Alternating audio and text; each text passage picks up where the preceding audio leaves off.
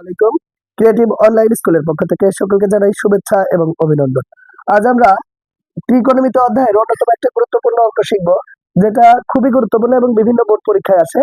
তো √2 cos a - b = 1 হলে এবং √2 sin a + b = 1, তো এইটা সমান 1 আবার এইটা সমান 1 হলে sec a + tan b এর মান নির্ণয় করো।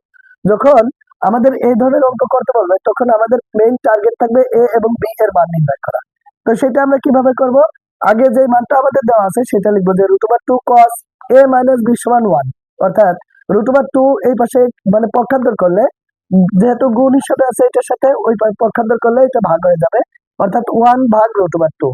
আর এই পাশে যেহেতু cos আছে, ওই পাশে আমরা cos কত ডিগ্রির মান বসালে আমরা 1/√2 পাবো, সেই মানটা বসাবো, অর্থাৎ cos 45 ডিগ্রির মান হচ্ছে 1/√2।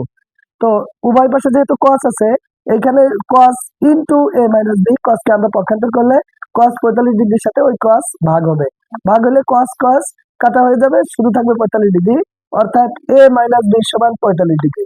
এটা আমরা 1 নম্বর সমীকরণ নিতে পারি। পরবর্তীতে যে তথ্যটা আছে সেটা হচ্ছে √2 sin ইনটু a + b = 1। আমরা এই কথাটা এখানে লিখবো, √2 sin a + b = 1, অর্থাৎ এখানে √2 গুণ হিসেবে আছে, পক্ষান্তর করলে ওইটা ভাগ হয়ে যাবে, অর্থাৎ 1/√2। যেহেতু এখানে বাম পক্ষে সাইন আছে, পক্ষান্তরে আমরা এই পাশেও আমরা সাইন নিব, অর্থাৎ sin a + b = sin 45 degree, অর্থাৎ a + b = 45 ডিগ্রি। এটা আমরা 2 নম্বর সমীকরণ বসাতে পারি। এখন এই 1 নং সমীকরণ এবং 2 নং সমীকরণ আমরা যোগ করতে পারি।